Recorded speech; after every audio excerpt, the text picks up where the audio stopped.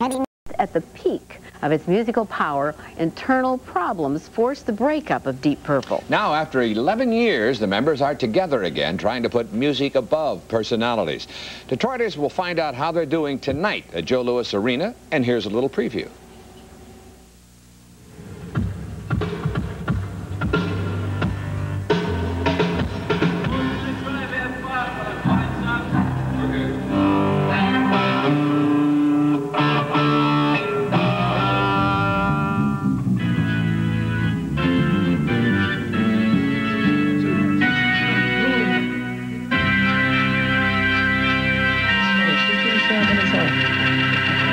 Hey, Raymond, get this show on the road.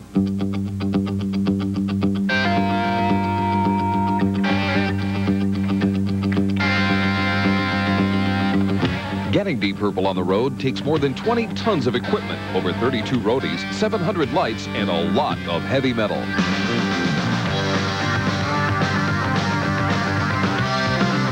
After an 11-year separation, Deep Purple has reunited. And as bassist Roger Glover explains, although this 70s band was successful, there was a reason for the split.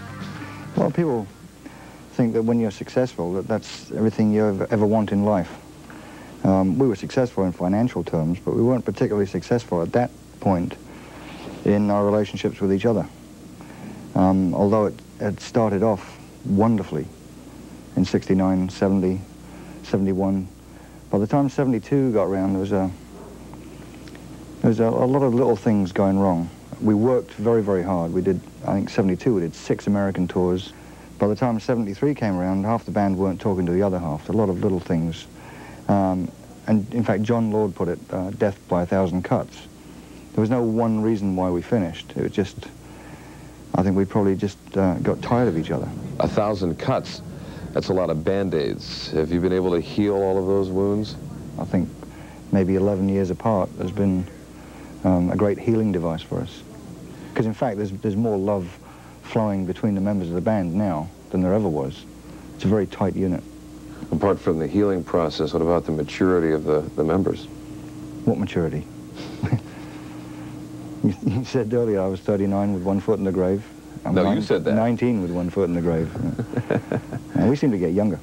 Another thing that critics have cited is the idea of Deep Purple getting back together for monetary concerns. You guys can't be that broke. The prime motive for doing it is when we found this need for each other musically, and we found that we could perform again and make good music. That was the real reason. Money is just a happy coincidence. 11 years later, and their music is just as dynamic. I asked Roger if this is the music of the 70s or growing into the 80s. Whether it's music of the 80s, that's for others to decide. All I'm concerned with is that we're natural, unpretentious. We're not trying to be someone we're not. We're just 5 musicians having a good time. End of story.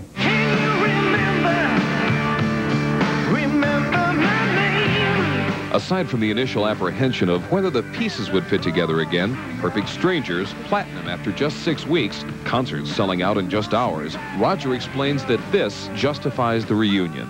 It's taken over a life of its own that I certainly never anticipated. And I don't think anyone did. The promoter, the manager, the record company, they're all just as surprised as we are. And it's a wonderful feeling. This is a Roger Glover question.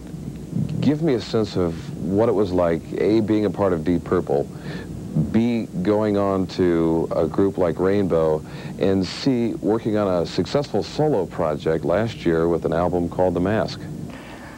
Back in the early days of Deep Purple, I don't think I really realized what it was that I liked about it. It was only after it had gone that I realized how important it was to me. Rainbow was a good band to be in. I was very thankful to be back on the road, to be back working with Richie. But I never had the feeling that it was my band. It was always Richie's band and I was working for Richie. It's not to say I didn't have a great deal of input into it. It wasn't my band.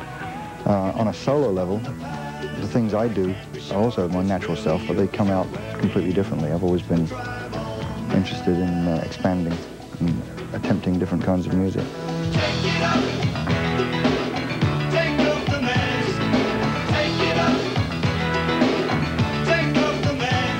Roger is active in both phases of music, on stage, and also producing.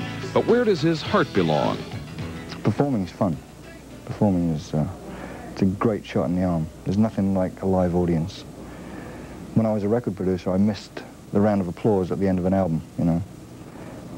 I think once you've been used to that, you always want it.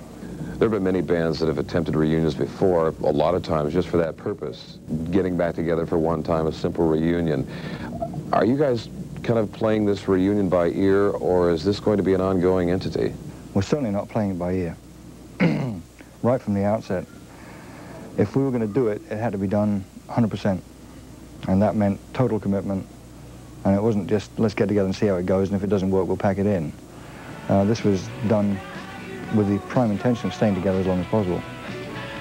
Forever. This is hello, not farewell.